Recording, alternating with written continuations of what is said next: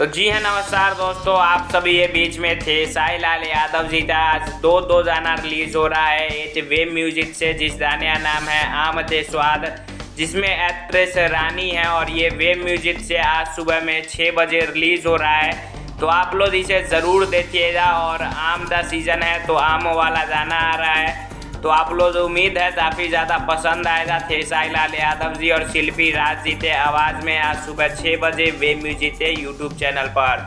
अब बात करते हैं दूसरे गाने की। आज दूसरा बहुत ही तगड़ा और बहुत ही बड़ा सैड सॉन्ग का वीडियो सॉन्ग रिलीज हो रहा है, जिसका ऑडियो 1 से 1.5 साल पहले रिलीज हो चुका है CIC पिक्चर के यूट्यूब चैनल पर। लेकिन इसका वीडियो आप लोग काफ़ी ज़्यादा डिमांड कर रहे थे, तो चैलू झूठा वादा जो गाना है उसका वीडियो आज सुबह में 7 बजे CIC पिक्चर पर रिलीज हो रहा है, तो ज़रूर देखिएगा। वीडियो काफ़ी शानदार होने वाला है और आप लोग इतना एक्साइटेड हैं दोनों गाने के लिए। और कौन सा गाना आप लोग तो ज़्यादा उम्मीद है और जिस गाने के लिए आप लोग ज़्यादा एक्साइटेड हैं, कमेंट में ज़रूर बताइएगा। बैकग्राउंड में जो साउंड्स आ रहे हैं तो उसे इग्नोर कीजिएगा।